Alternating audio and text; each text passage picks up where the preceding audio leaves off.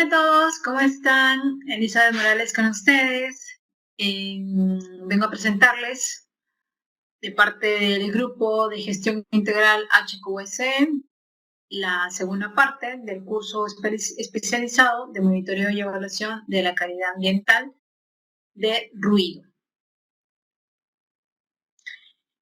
Haciendo una síntesis de la clase anterior, habíamos visto cuál es la norma para medir el ruido, cuáles son los equipos que podemos utilizar, que es el sonómetro, qué tipo de sonómetros tenemos, existen, cuáles son los materiales que debemos llevar para hacer mediciones. Habíamos dicho que necesitamos mapas, necesitamos una imagen de Google Earth, una imagen satelital, aérea, ¿no? Que nos permite visualizar cuáles son las zonas de fuentes de ruido y cuáles son las receptoras.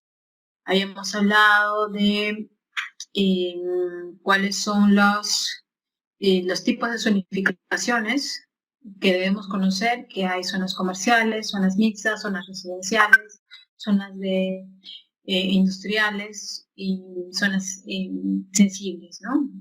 De protección, que son los hospitales, los colegios, las iglesias, los asilos, los orfanatos. Y continuando la clase, vamos a ver un diseño de plan de monitoreo. Tenemos que definir cuál es nuestro objetivo, por qué lo estamos haciendo. Porque vamos a conocer la fuente generadora de ruido y cuál es y conociendo esa fuente tenemos que conocer cuáles son los receptores. ¿Quiénes van a ser los receptores? Pueden ser poblaciones, colegios, hospitales, en fin, ¿no? Tenemos que orientarnos quiénes van a ser nuestros principales receptores más cercanos. Acá, por ejemplo, podemos ver, es muy parecida, diría que sí, es la carretera central, por donde pasan los camiones que van desde Lima a la sierra y que lamentablemente es tan estrecha que no se da abasto para poder permitir la fluidez de vehículos, y justamente es la carretera central donde necesitamos una área mucho más grande como para tener mayor fluidez y evitar tráficos y evitar una fuente generadora de ruido, ¿no? Ruido por tránsito vehicular, por carga pesada, por los camiones, por el uso de claxon innecesario y temas así, ¿no?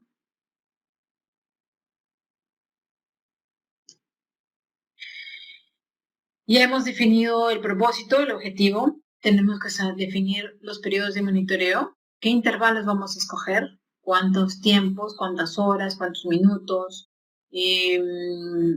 y si es diurno, si es nocturno, ¿no? Cuáles son los tiempos en los que vamos a medir.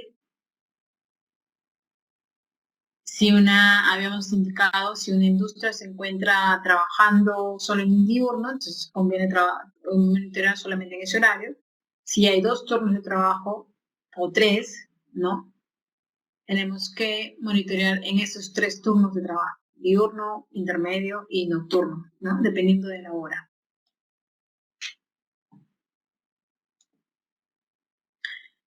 Para el caso de nuevos proyectos, áreas donde no existe nada y recién va a desarrollarse un proyecto, ¿no? A eso le llamamos línea base, porque tenemos que conocer la condición inicial de ese territorio, de esa área, ¿no? Entonces, la medición deberá hacerse dentro del horario en el que se realizan las labores de construcción y de operación. Además, tomando en cuenta el horario de mayor intensidad de ruido en el entorno, ¿ya? Entonces, es importante definir justamente el periodo de monitoreo, porque tomando en cuenta estos detalles que les menciono, porque no es lo mismo tomar ruido inicial en horas de de las 8 de la mañana, cuando recién la gente está llegando, recién se está acomodando, recién está ingresando a sus turnos de trabajo, que en horarios picos, donde hay mayor fluidez, donde hay mayor actividad, donde todos están a full máquina trabajando, y es ahí donde tengo que medir, ¿sí? En esos horarios. Entonces, conocer cómo va a ser el proceso de la empresa, cómo tiene mapeado realizar los trabajos para poder coincidir y medir en esos horarios y no en horarios muertos donde no me va a dar lecturas y no voy a poder comparar. Por ejemplo, vaya a cometer el lapsus de medir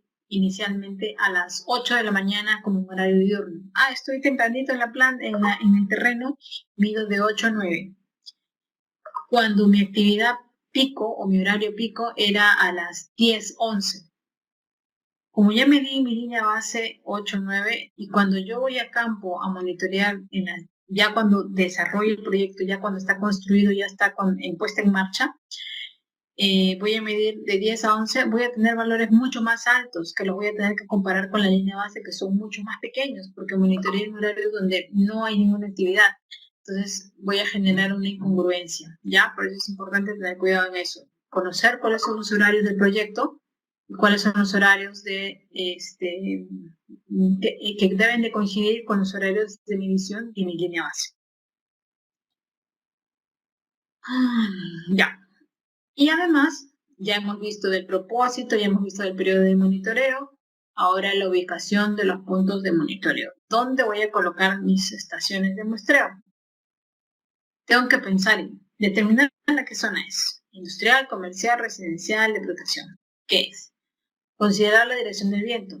Ojo, porque también les decía que el viento es un factor que también genera ruido y no queremos medir el viento, queremos medir las fuentes sonoras que han generado las personas. ¿Ya?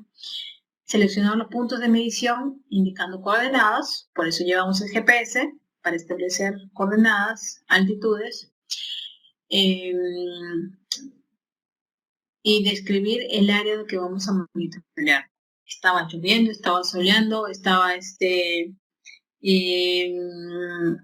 en una superficie de pendiente, estaba cerca a una avenida principal, establecer un bosquejo, un mapa de dónde estoy ubicando mi estación de muestreo, ¿no? Y todo esto va dentro de la ficha SIAM, que es la ficha de monitoreo, que es una ficha donde tiene todos estos datos, fotografías, coordenadas, nombre de la estación, día de la estación, quién lo monitoreó, cuánto tiempo se monitoreó, cuáles fueron los valores encontrados, ¿no? Toda esta información de campo se registra ahí.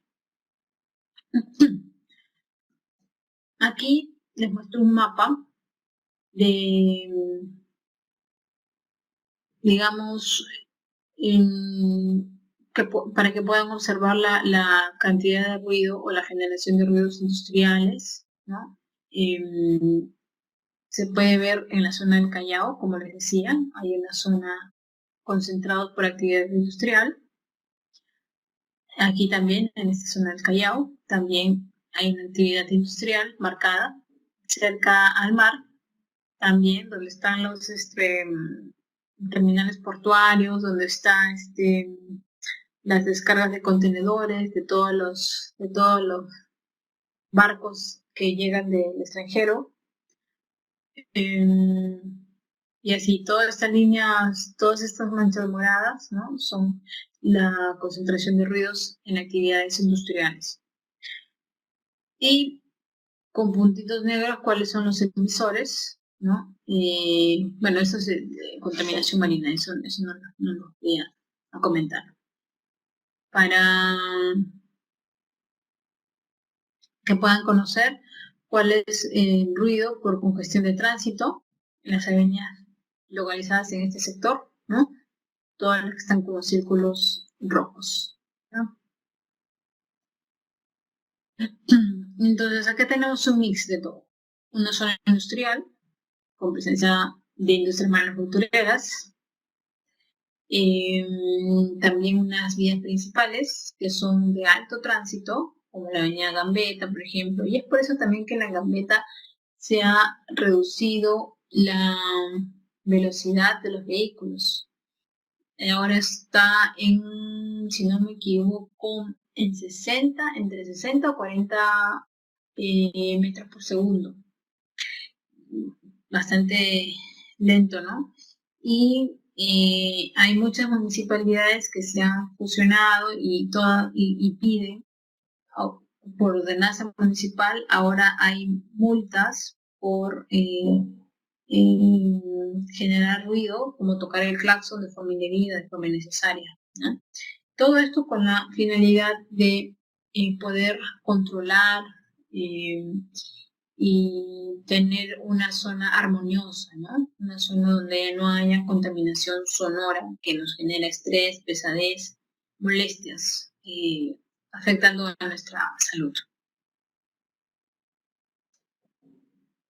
Como les decía, tenemos que ver dónde está ubicada la estación de muestreo, y obviamente va a estar definida cuando conozcamos cuál es nuestra fuente generadora. Por ejemplo, en este caso, tenemos esta industria, ¿sí? Y yo les decía que yo coloco el sonómetro en dirección hacia la fuente generadora. Si mi fuente generadora está para allá, entonces yo coloco mi sonómetro en esa dirección, ¿ya?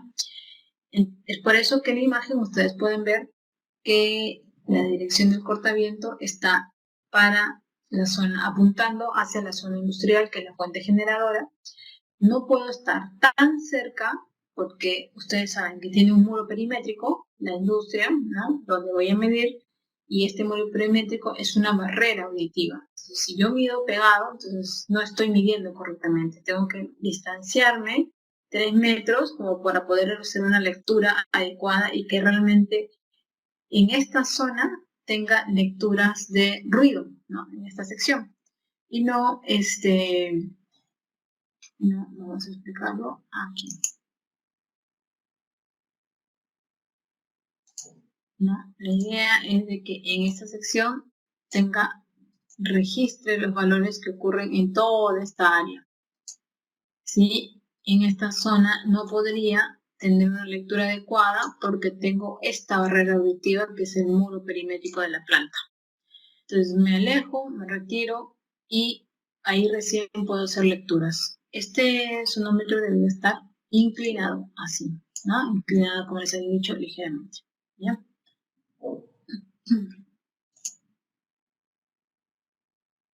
Es una fuente fija, obviamente, porque está ahí perenne, ¿no? Y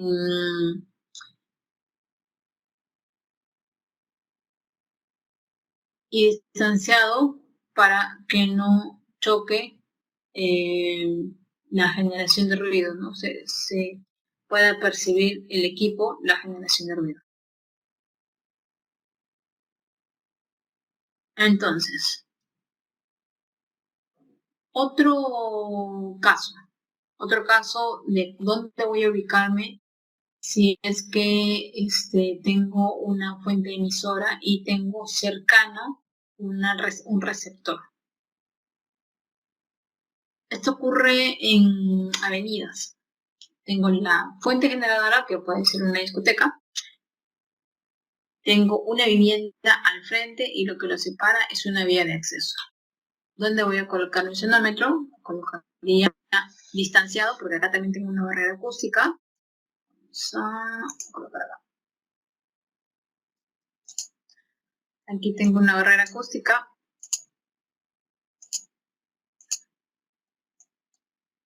Que no debo chocar con esta barrera acústica, y acá también tengo otra barrera acústica. Entonces, no tan cerca de la fuente generadora y tampoco de mi receptor, ¿ya? Entonces, establezco una distancia entre la vivienda, mi receptor, y mi fuente generadora, ¿ya?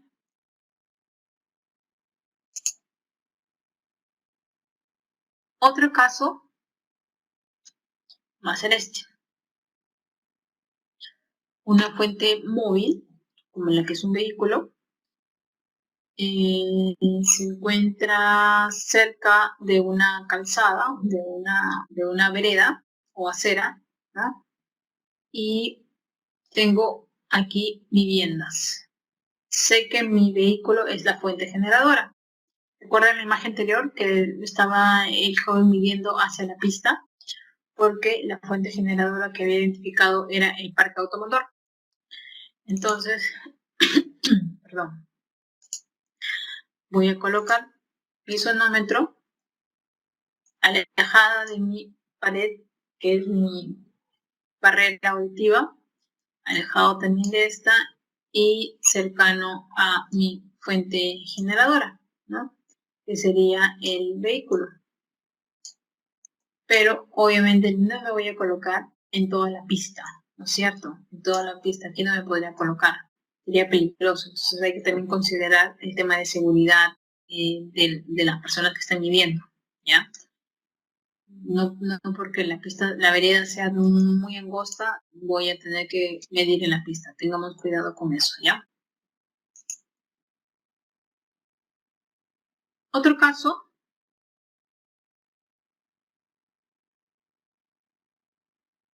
tenemos que una superficie reflectante, es decir, una barrera auditiva, ¿ya?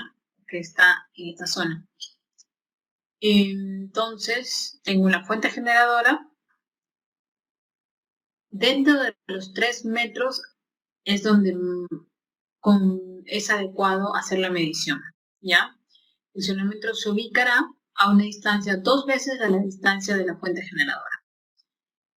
Es decir, si acá yo establezco una distancia X entre la fuente generadora y la superficie refractante, entonces mi estación de medición de ruido debería estar 2 veces X.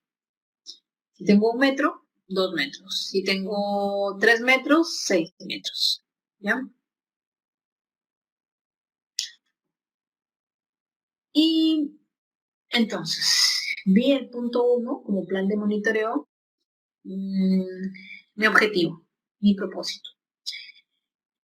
El segundo punto, ¿cuál es mi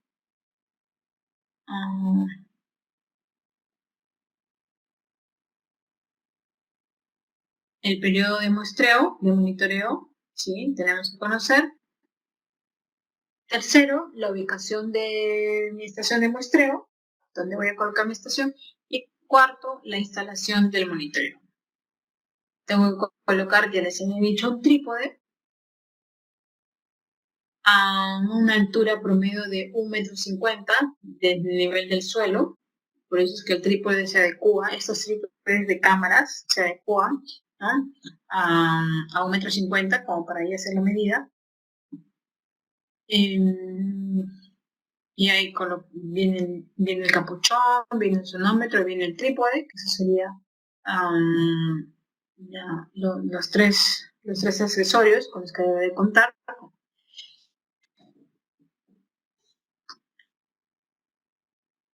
Y la idea es de que dirigir el micrófono, ¿no?, el cortaviento, en dirección a la fuente emisora, ¿ya? Porque tú estás captando la presión sonora de esa fuente hacia ti, hacia el receptor. En este caso, el sonómetro está siendo como receptor. Entonces, en ese punto, en esa ubicación geográfica, cuánto es la cantidad de ruido que está percibiendo el sonómetro por esa fuente generadora, ¿sí? El uso de cortaviento de este capuchón es necesario. Como les decía, vamos a tener errores de lectura si es que no colocamos ese capuchón.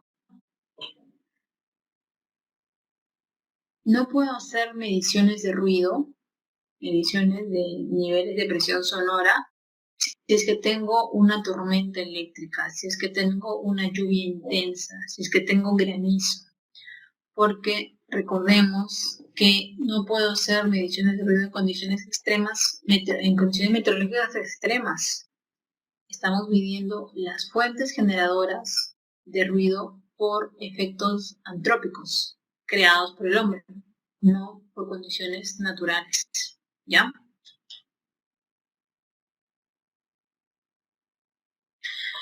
Entonces, como recordatorio, el sonómetro tiene que estar en ponderación A, ¿se acuerdan? Tenemos A, B y C, tiene que estar en ponderación A, en modo slow, para el caso de tránsito automotor, si es que tuviese tránsito automotor, como pasan a diferentes velocidades y de forma rápida y quiero captar el sonido en ese momento, que es mucho más rápida la lectura, voy a colocarlo en modo fast, ¿ya? Si es que no hay tanto tránsito vehicular, solamente es fuente fija de una industria, entonces hago lecturas en modo slow con ponderación A, y si tengo fuentes móviles, hago ponderación A en modo fast. Luego, utilizar un trípode que me permita estabilidad, ¿no? No que esté inclinado, no que esté a punto de caerse, ¿no? Que, que te permita colocarlo en un nivel plano, dependiente, ¿no? De diferentes superficies.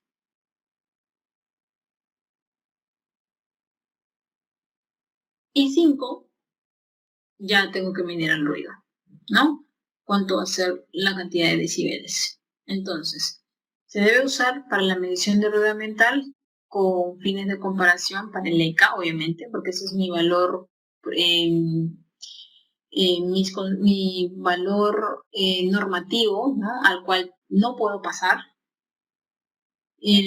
Para sonómetros integradores de clase 1 y 2, realizar como mínimo 10 mediciones de 1 minuto, cada uno por cada punto de monitoreo. Eso es por el tipo de sonómetros, ¿ya? Para que te den una sumatoria ponderada, como decía, logarítmica.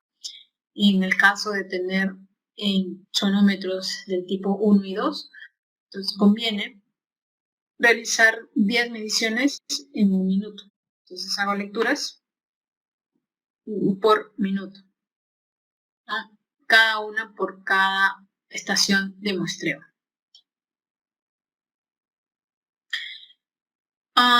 El tiempo de medida es variable, ¿sí? Va a depender si es que tengo un ruido continuo, si es que tengo un ruido impulsivo, ¿no? Dependiendo de la actividad productiva que esté midiendo. Por ejemplo, si es que estoy haciendo mediciones en una mina donde hay actividades de explosivos, tendría que hacer lecturas de 3 minutos, ¿no? Para captar la impulsión en ese momento. Si tengo ruidos continuos, donde el sonido es constante, ¿no? Podría ser como mínimo lecturas de 3 minutos a más, ¿ya? Porque sabemos que los impulsivos son de corta duración, es en ese momento y se va, ¿no? Es importante señalar el tema de las correcciones, porque pueden darse ruidos de fondo, o sea, ruidos externos que son, no tienen nada que ver con tu fuente generadora. Como les decía, pues puede haber otra industria cercano a metros cercanos a la que tú estás midiendo y que también se genere ruido de esa zona, ¿no? Entonces, sumatoria de ruidos no quiere decir que tu fuente generadora esté emitiendo esa cantidad, sino también tienes un ruido externo, ¿ya? Como también las condiciones meteorológicas, como les decía, ¿no? Hay temas de clima, temas de tormentas, de lluvias, ¿no? Extremas, que hagan que se incrementen los decibeles.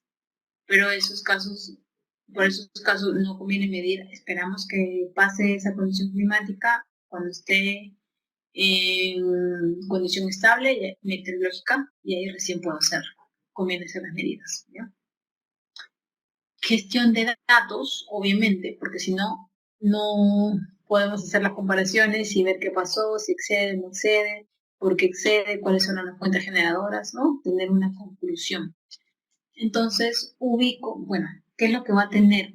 La información mínima que debería tener, ¿no? La ubicación exacta del punto de monitoreo, una descripción, es decir, yo coloqué E1, ER1, que es la estación de monitoreo, ya, pero esa ER1, ¿qué es? está cerca a la vía de acceso de la avenida Panamericana, está entre la calle Echenique y Castilla, está a 50 metros de una vivienda, de una tienda, de un centro comercial, es decir, describo esa estación de muestreo, ¿ya? Las unifico porque tengo que saber con qué voy a comparar mi estándar de calidad ambiental, si va a ser industrial, comercial, residencial, de protección, ¿no? Es importante conocer eso. Lo van a encontrar en los mapas municipales, ahí donde van a establecer, ahí está establecido cada zona. Debo contar con un croquis, donde ese croquis va a reflejar dónde van a estar ubicadas mis fuentes generadoras de ruido, dónde van a estar ubicadas mis estaciones de muestreo, ¿no? Cuáles van a ser las distancias que he establecido entre la fuente generadora y mi estación de muestreo. También debo de describir cuáles son las otras fuentes generadoras externas, como les decía. Puedo encontrar, estoy evaluando una industria de pintura, pero al costado hay una industria textil, al otro lado hay una industria de carbón o una fundición, al frente hay viviendas, entonces tengo que describir qué es lo que hay alrededor, ¿ya? Debo de saber cuáles son las fechas y los horarios, obviamente, en qué fecha y horario me digo. Debo de describir cuál es el equipo que utilicé, la marca, el tipo, si es 1, 2, con ponderación A, sonómetro Quest, de rangos de medición de 0 a 150 decibeles, ¿no? Tengo que describir esos detalles, es indicar que ha sido calibrado, colocar los registros de calibración del sonómetro, indicar como registro de calibración la fecha de calibración, las características técnicas del equipo, ¿no? Para que el evaluador, en este caso UEFA, que desea ver si es que realmente se hizo bien el equipo, pueda corroborar, tú dijiste en el texto que lo mediste con un sonómetro tipo 2 en ponderación A. Vamos a ver si el equipo tiene esas características. Sí, tiene ponderación A, B y C. Perfecto. Y es del tipo 2 o es del tipo 1, ¿no? Dependiendo de lo que hayas descrito. Y describir el entorno ambiental, como les decía.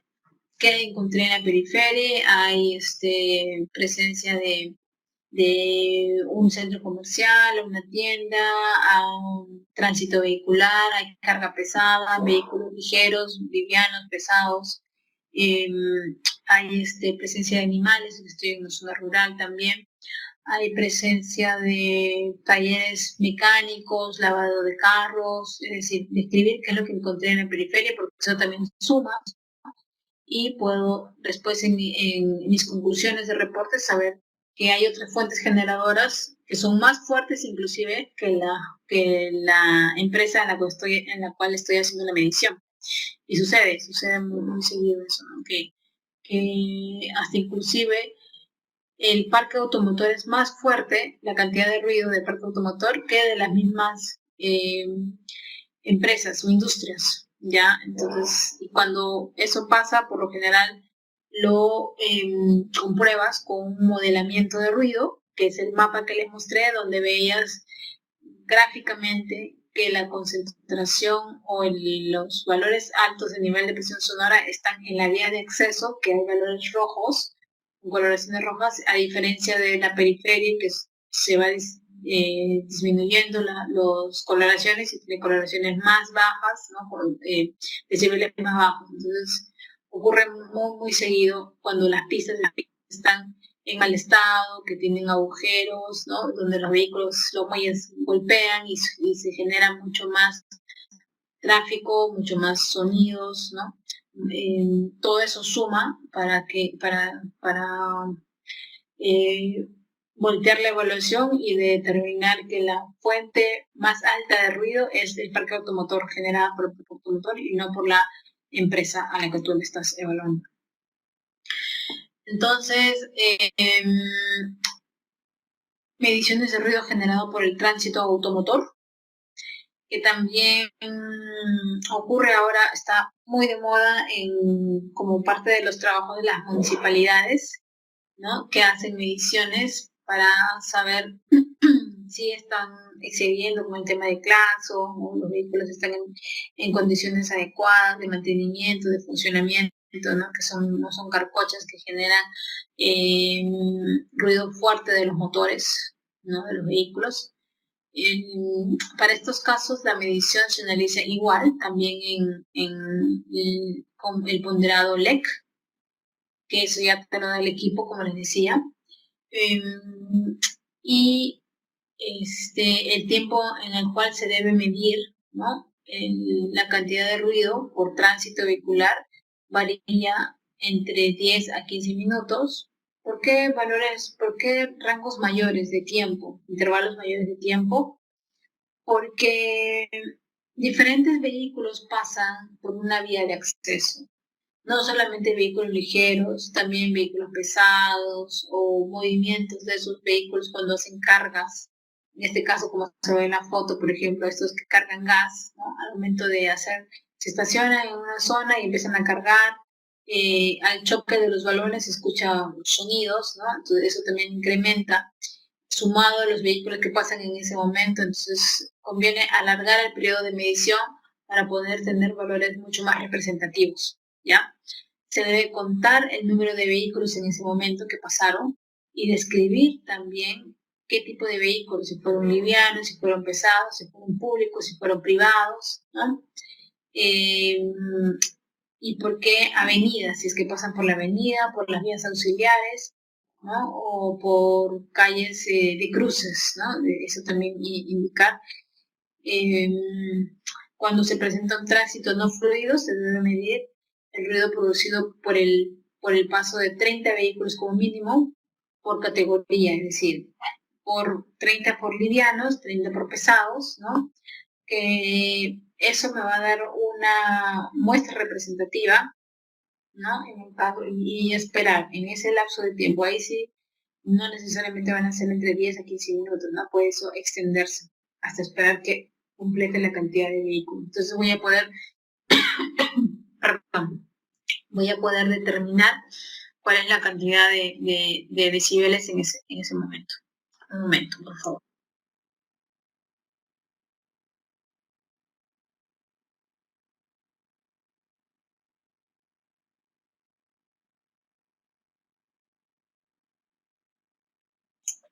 Ok.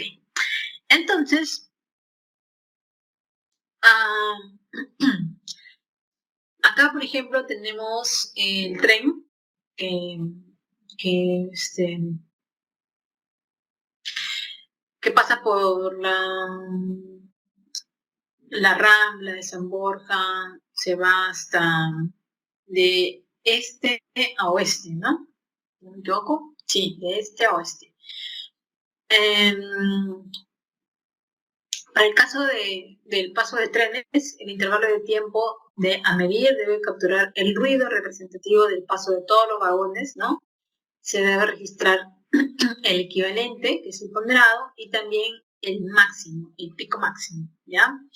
Es decir, como sabemos que el tren tiene varios vagones, entonces, y es por minuto, ¿no? Dependiendo de la velocidad con la que vaya, por lo general, minuto y se estabiliza, se estaciona unos tres minutos, entonces realizo la medición en todo ese tiempo hasta cuando parte y voy a registrar, el equipo también me va a dar valores máximos y valores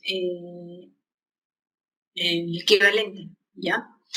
Entonces, esta disposición aplica tanto para trenes urbanos como, bueno, en el supuesto que tuviéramos un tren de red ferroviaria nacional, ¿ya? Ya sea en transporte de carga o en transporte de pasajeros.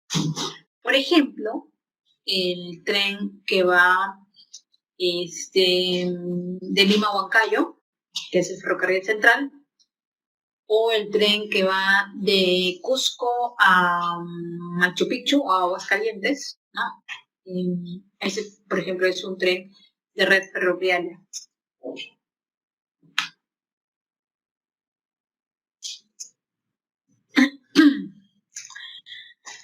Como la medición de ruido en plantas y otras actividades productivas se realiza igual también con valores SLEC ponderados. El promedio de tiempo puede ser entre 5 a 10 minutos, dependiendo de las actividades que se desarrollen en ese momento, ¿no? La medición debe ser a una distancia donde puedas percibir la influencia de ruido de todas las fuentes, no solamente de una sola máquina, sino en conjunto, ¿sí? No menor a 3 metros de las fuentes generadoras principales, ¿no? Y esta distancia no debe ser tan alejada para minimizar los efectos meteorológicos, ¿no? Si la actividad de generación de un ruido son cíclicas en el tiempo, podría ampliarse de modo que abarque dichas actividades. O sea, si vemos que hay un sonido constante, ¿no? Podría alejarme un poco de la fuente generadora, ¿no? Para poder medir las otras fuentes generadoras que existen y que también tienen valores altos o similares de ruido, como como un picotón, que es este de acá, ¿no? Este picotón empieza a perforar y a hacer agujeros hasta llegar a ciertas profundidades, ¿no? Que se determinen.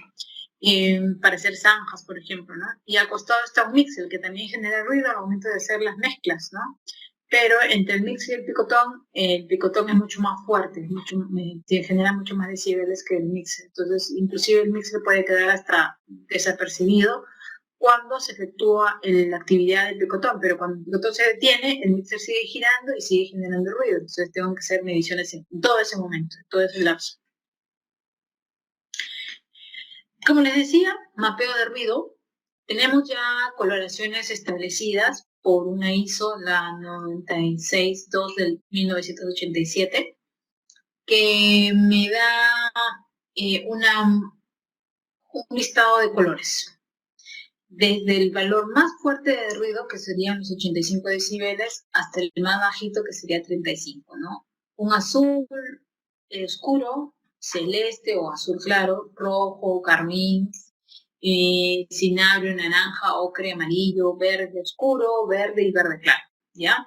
Entonces ya hay un rango de una gama de colores establecidas, ¿no? Si es, en el caso de utilizar la ISO 96000, del ISO del 19962 de 1987. Esto es usado para los mapas de ruido, ¿no? Tienen un rango de variación de cada 5 decibeles o intervalos de cada 5 decibeles y se toma en cada georreferencias, en una cuadrilla, o sea, hago una cuadrilla. Si tengo un mapa, lo vamos a ver en la siguiente imagen. Aquí. Toda esta es mi fuente de evaluación, perdón, toda esta es mi área de evaluación, ¿ya? Tengo mis fuentes generadoras que pueden estar por acá, y tengo viviendas, tengo vías de acceso, tengo parque automotor, centros comerciales, todo un mix de actividades. Entonces, hago un grillado, como ven acá, ¿sí? Y voy a hacer mediciones de ruido en cada vértice, ¿sí? Entonces voy a tener 1, 2, 3, 4, 5, 6, 7, 8, 9, 10, 11, 12, 13, 14 por 23, 24, 25, 26. 26 por 26 por 14, ¿no? Entonces eso va a ser 24, 2, 8, 10, 10 y 26, 10, 2, 120, 130, ¿no? 130 puntos, 130 estaciones. Entonces, 130 estaciones que voy a tener que medir. Mido de 5 minutos cada uno y cada punto es una coordenada. Entonces, voy a tener 130 coordenadas y 130 valores de decibeles. Eso lo ingreso a mi programa, que es el Surfer, y me va a arrojar este mapa de coloraciones. ¿Y qué va a tener este mapa? Líneas de igual valor. ¿Y qué valores? Valores de decibeles. Entonces, aplicando lo que decía la ISO 1996, voy a tener coloraciones desde el verde claro hasta el azul oscuro, desde 30 decibeles hasta los 85 decibeles. Y los 85 decibeles quiere decir que son fuentes, pues son valores altos de decibeles, ¿cierto? Obvio, ¿ya? Y los valores claros son del verde, son los puntos donde no se percibe casi nada, 30 decibeles, donde no hay tanta generación de ruido. Entonces, gráficamente podemos interpretar este mapa y podemos detectar que por esta zona de aquí es donde hay una fuente generadora de ruido más alta. Aquí debe haber alguna industria, alguna actividad fuerte, ¿no? Que hay presencia de demasiado ruido, y toda esta área que habíamos evaluado, pues los valores estarían en el rango de 65 o 70, ¿sí? Porque tenemos este color, en el rango de 70 a 40 decibeles, ¿cierto? Sí, podemos establecer gráficamente isolíneas con decibeles de 70 hasta los 40 decibeles, que son los colores que justo encontramos acá. 70 y este verde de acá, 40 decibeles. Bien. Aquí tenemos otro ejemplo, otro mapa de 418 mediciones en intervalos de 60 minutos cada 10 minutos, o sea, porque hay fluctuaciones. Y acá se escogió otra leyenda de colores, no necesariamente puedes usar la de 1996, la que mejor te parezca, la que mejor creas que te interprete los resultados.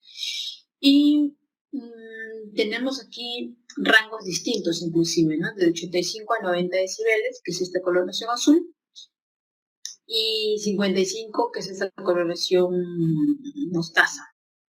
No vemos nada de mostaza, podemos ver que en toda esta zona, esto es un mapa de Colombia, hay coloraciones, yo diría que esta, de 65 hasta los 85 decibeles, porque no veo ningún azul oscuro aquí. Sí, este es este de acá, 85 decibeles. Entonces podríamos decir que nuestros valores arrojaron datos de 65 decibeles hasta los 85 decibeles. Bien. Esta medición fue realizada en el 2006, en un mapeo de Medellín, de la Municipalidad de Medellín. Para las vibraciones, para evaluar los niveles de vibraciones, se utiliza la normativa internacional, la ISO 2631, que es la Evaluation of Human Exposure of Whole Body Vibration, parte 2.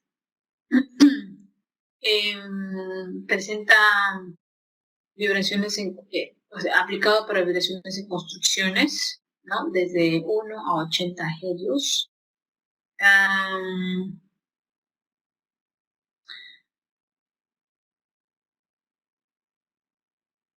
Las técnicas de control de ruido pueden ser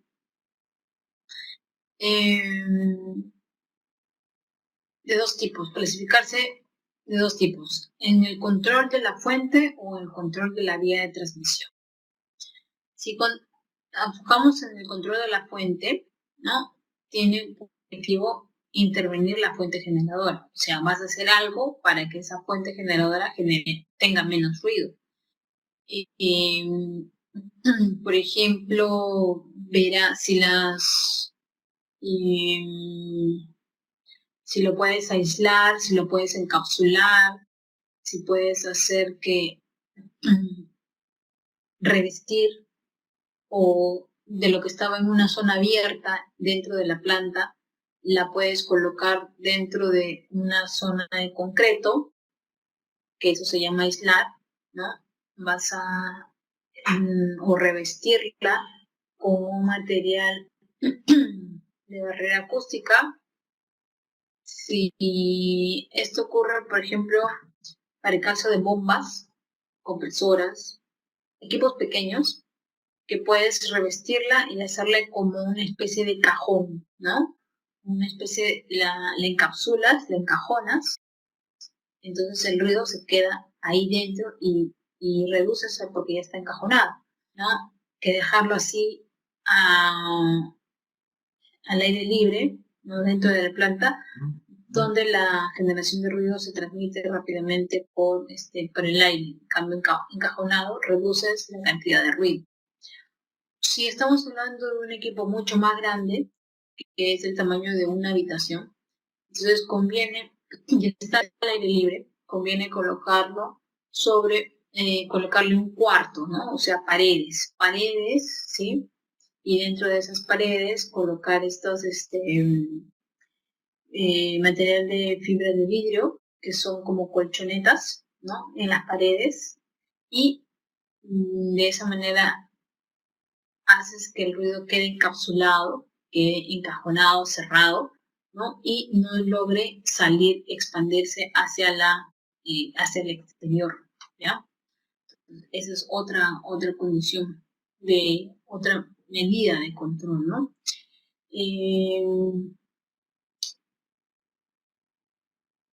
Para el caso de control de ruido en las vías de transmisión, ¿no? Podemos aumentar la distancia de la fuente hacia el receptor. Es decir, si yo tenía un equipo aquí y ahí nada más está la pared de la planta y ahí nada más está la vivienda, conviene que yo este equipo lo aleje de la pared que sale a la vivienda, ¿no? Entonces, lo que mejoraría es de lo que estaba aquí, yo puedo, si estamos hablando de una bomba, de un grupo electrógeno, entonces conviene movilizar esta fuente generadora, la alejo de mi receptor, ¿no? Y además de haberla dejado, la encapsulo, entonces esa generación de ruido va a ser mucho menor. Entonces se pueden evaluar esas condiciones, ¿no? Aplicar barreras auditivas también, como el caso que les voy a mostrar aquí. Esta es mi fuente generadora, ¿ya? Y al revés, perdón. El parque automotor es mi fuente generadora, ¿ya? El parque automotor, y acá tengo viviendas, unos edificios, unos condominios. ¿Qué voy a hacer? Coloco una barrera acústica, que es más que una pared, un muro, ¿no? Y por encima del muro hay unas mallas, ¿no? Que son las que van a chocar, ¿no? Y frenar la presión sonora que pase por ahí. Chocan y como es una superficie media curva, suben y rebotan y se van a otro lado. Entonces, no es así abierto que pasan y se van de largo hacia la fuente receptora, sino tienen la maravilla de diseño que impiden el pase de las fuentes generadoras de presión y son desviadas, ¿ya? Y además de esto, se coloca un cerco vivo, le llamamos cerco vivo a este tipo de barreras como árboles, arbustos frondosos, ¿no? todo aquel objeto que tenga una superficie voluminosa puede ser una barrera de presión sonora. Entonces nos ayuda porque le das un panorama simpático a la zona, tienes una serie de árboles, generas oxígeno y generas una barrera auditiva natural, adicionado a esta barrera acústica, ¿no? a esta valla, a esta barrera, a esta malla, ¿no? Entonces, sumado a esto, aquí ya llega con mucho menor ruido. Entonces, son una de las técnicas, ¿no? Con las cuales se puede mejorar las zonas residenciales.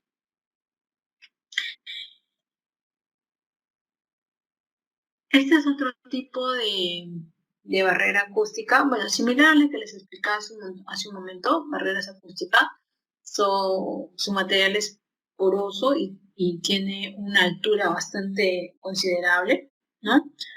Porque la idea es de que pues logres desviar la fuente de emisor sonora lo más posible. Entonces, para que no se vaya, para que no sea tan pequeño, ¿no? Entonces, si es pequeño así, va a chocar y se va a ir rápidamente y va a pasar, ¿no?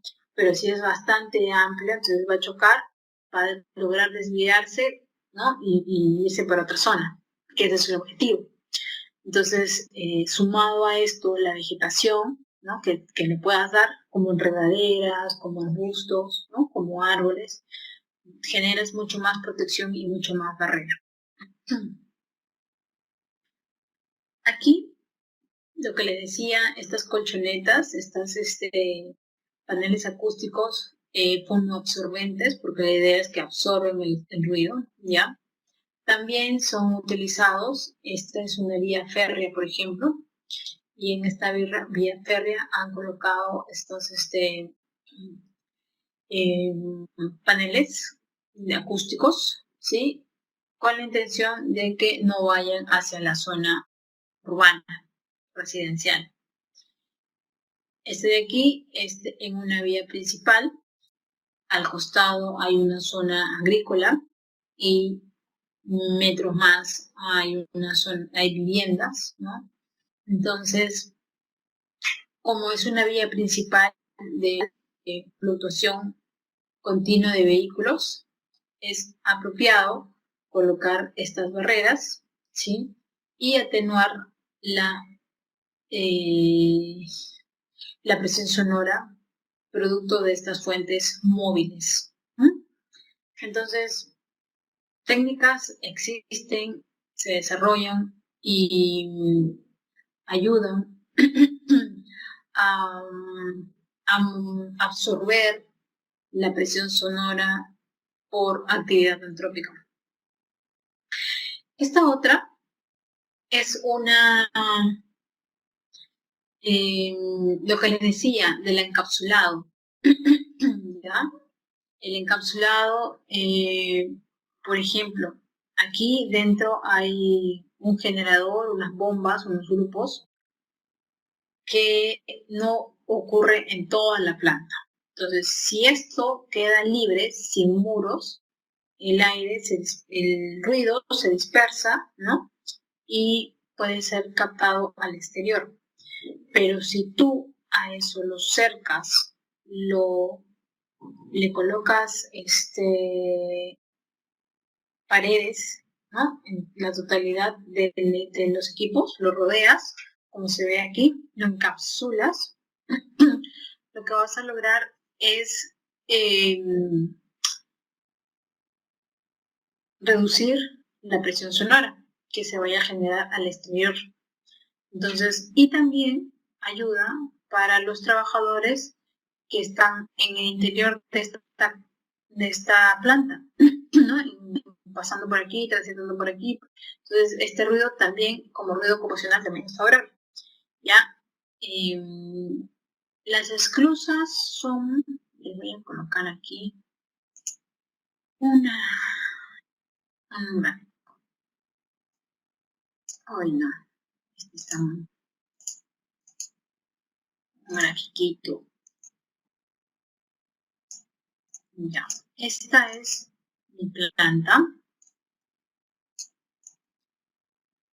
ya el interior de la planta, que sería todo esto de acá, ya, y voy a colocar una segunda puerta.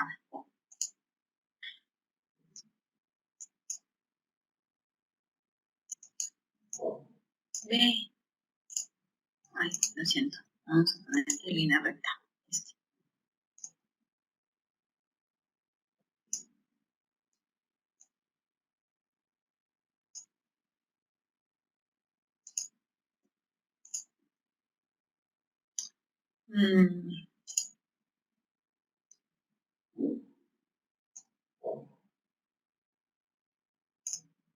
¿Ya? Y en esta segunda puerta va a ser así.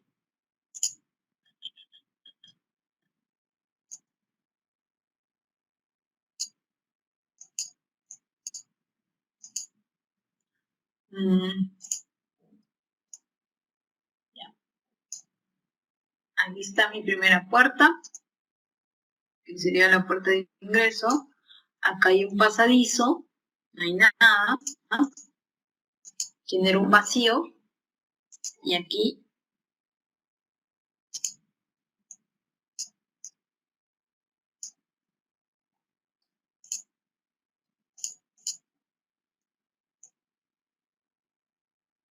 hay otra puerta de ingreso. Entonces, este es un esclusa. Cuando tengo un pasadizo, ¿sí? Una primera puerta de ingreso, por donde van a pasar peatones, maquinarias, X, ¿no? Y tengo otra segunda puerta. Entonces, ¿qué hago? Todo el ruido que hay en esta zona, todo el ruido que puede haber en esta zona, todos los niveles de presión sonora que ocurren en esta zona, como está todo encapsulado, está todo con paredes, con techo, solo se queda aquí. Cuando yo abra esta puerta, el ruido no va a salir. Esa es la idea. ¿Por qué? Cuando yo abro esta puerta, como esta puerta va a estar cerrada, ¿sí? Funciona que yo salgo, esta puerta se cierra, esta puerta de acá se cierra y el ruido se quedó aquí, no salió. Aquí queda ligeramente un poquito de ruido, ¿no? Pero esta puerta ya se abre recién, una vez cerrada esta puerta se abre y salgo. Salgo y ya no generé tanto ruido que si no hubiera tenido esto. Si no hubiera tenido esta segunda puerta ni tampoco este espacio. ¿Ya? Igual, yo ingreso, cierro esta puerta para que el ruido se quede aquí cuando abra esta puerta. Abro esta puerta, el ruido de aquí sale, pero se queda solamente aquí. Se queda acá. No sale porque esta puerta está cerrada. A eso le llamamos esclusa. ¿Ya? Es una técnica para poder mitigar, controlar la cantidad de ruido cuando tengo ruidos fuertes al interior de una planta, de un proceso productivo. ¿Ya?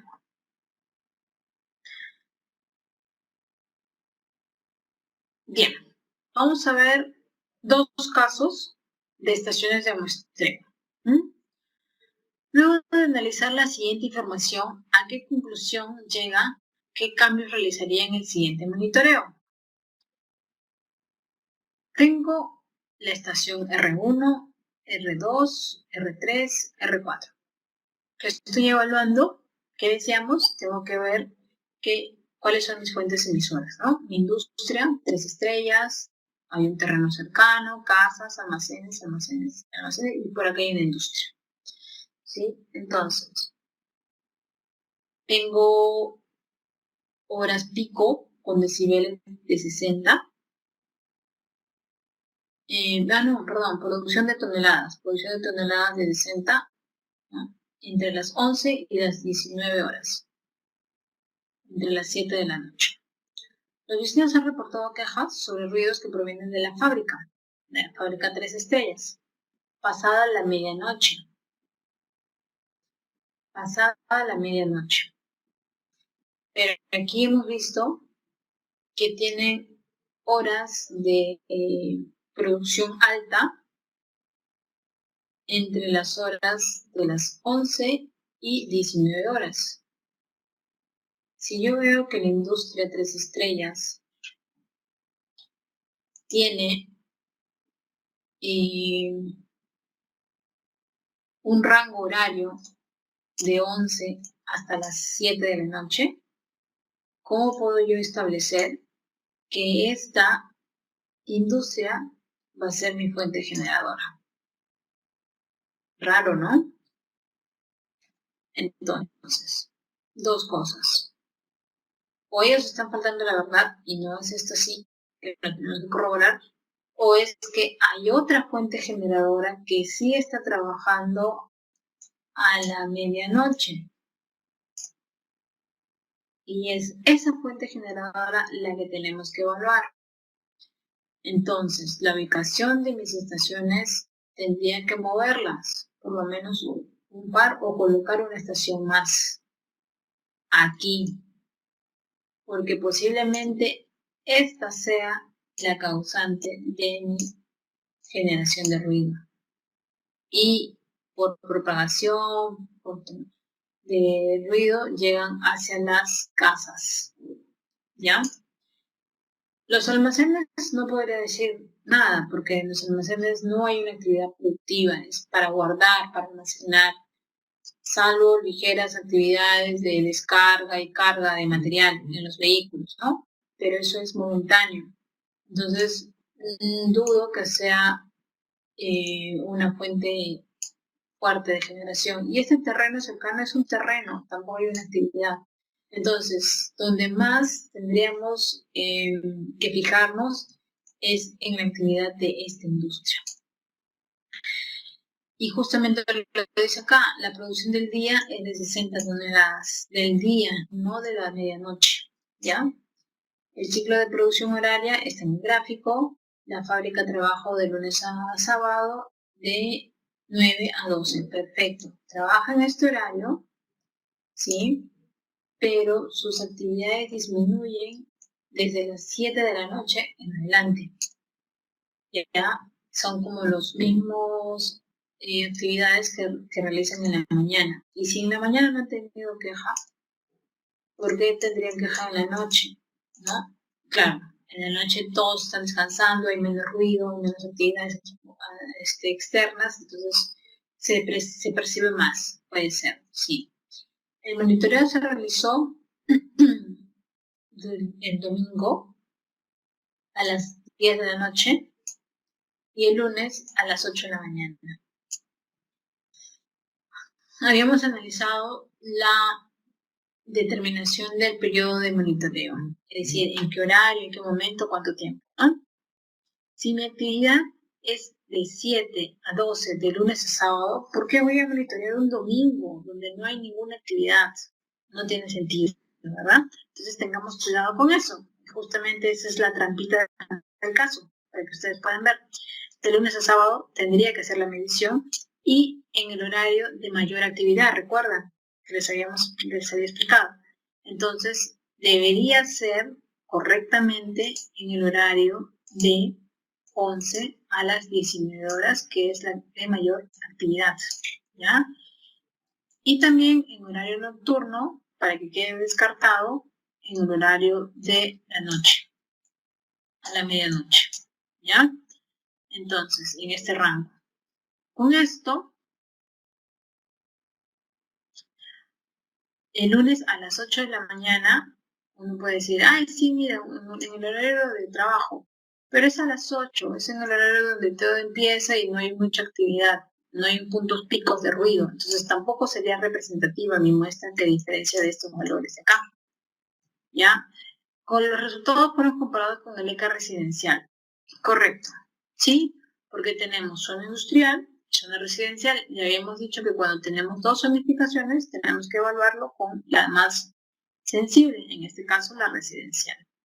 Bien, entonces de lo mencionado hay que tener detalles en eso, ¿no? En en los horarios, en la cantidad de producción, en las actividades que hay afuera, y si es necesario colocar una estación de muestreo más para que te permita descartar que tú eres el generador y existen otros generadores de fuentes de emisión sonora. Vamos a otro caso. Aquí tenemos donde propondría la ubicación de estaciones de muestreo de ruido que formen parte del programa del instrumento de gestión ambiental. Tenemos una zona de minera con tajo, con depósitos de material excelente, depósitos de material orgánico, un polvorín, un campamento, viviendas, un centro poblado, caseríos, ¿no? Donde colocaría zonas de bofedales, zona de nevado, zona de césped de puna, donde colocaría mis estaciones de muestreo. Entonces, vamos aquí. ¿Cuáles son mis receptores? Las viviendas, ¿no es cierto? Entonces, de cajón colocaría aquí una estación de muestreo. ¿Quién sería más mi receptor? El campamento. Entonces, también aquí colocaría una estación de muestreo. ¿Qué otras poblaciones tenemos? Estos caseríos. Aquí colocaría también mi estación y justo está cerca al Tajo, a la fuente generadora. Al centro poblado Guarnes, también aquí colocaría una estación de muestreo. Entonces, con esto estaría haciendo una lectura adecuada de la ubicación de mis estaciones de muestreo, orientado hacia mis fuentes generadoras, que sería el Tajo, el polvorín no, porque el polvorín es una zona de almacenamiento, no es que hay que hacer los explosivos se hacen acá, en el Tajo, ¿ya? En el depósito de material excedente también es otra fuente generadora porque es donde yo coloco el material excedente, ¿no? Todo lo que extraigo que no es mineral, que no me sirve, lo coloco y lo almaceno en esta zona, y entonces al voltear el material es donde se genera ruido. Similar para esta zona de material, de depósito de material orgánico, ¿no? Para la zona de nevado, de bofedales, pues no tengo nada que genere ni tampoco que lo califique como fuente receptora, ¿no? Principalmente los receptores son las que ya les he mencionado. Aquí la estancia, el campamento y el caserío, ¿ya? Ahí es donde colocaríamos las estaciones. Y otro caso, usted acaba de entrar a ocupar un puesto de la gerencia de medio ambiente. Una de las primeras decisiones fue solicitar la elaboración de un modelo de ruido sobre un área donde se tiene proyectada instalar una nueva línea de producción. La empresa constructora le entrega el mapa A3, que es este de acá. ¿Qué decisión tomaría y cuáles serían sus propuestas de gestión? Interesante. Tengo un paradero, viviendas, colegios, viviendas, industria y zona agrícola. Entonces, mi mapa me da un valor de 70-75 decibeles y se queda encajonado, ¿no? Según ven el mapa llega hasta valores de verde claro. Entonces, como que está dentro de los estándares de calidad ambiental, porque recordamos que para residencial estaba en el rango de 50 a 60, ¿sí? Y de 40 a 50 para el rango de zonas de protección, como son los colegios, por ejemplo, ¿no? Entonces, podemos ver que si bien hay una actividad industrial, esa actividad industrial debería ser muestreada para saber cuáles son las fuentes generadoras de esta actividad, ¿no? Y poder saber si es que esta actividad es la que generaría molestias o podría generar molestias a las viviendas que están alrededor. Pero si tú has ya realizado un primer descarte haciendo un mapeo de tu actividad y demostrando gráficamente con el mapeo de ruido que la cantidad de decibeles que puedes propagar máximo es hasta los 35 decibeles, o sea, mucho menor al estándar de calidad ambiental de ruido. Entonces puedes afirmar de que tú no eres una fuente generadora de ruido, que lo tienes confinado, que está controlado, ¿no? Y que está dentro del terreno de la planta, ¿no? Del predio, y que no generarías afectaciones a los pobladores. Entonces, todo lo que te fueran a decir, de que sí, tú eres una fuente generadora, ¿no? Sería demostrable con tu mapeo de ruido, indicándole justamente lo que les acabo de explicar. Muy bien, eso es todo. Nos hemos sumergido en el mundo sonoro, en el mundo de mapeos, en el mundo de monitoreos de ruido. Conmigo será hasta una próxima oportunidad. Con ustedes, Elizabeth Morales, del equipo de HQS. Gracias.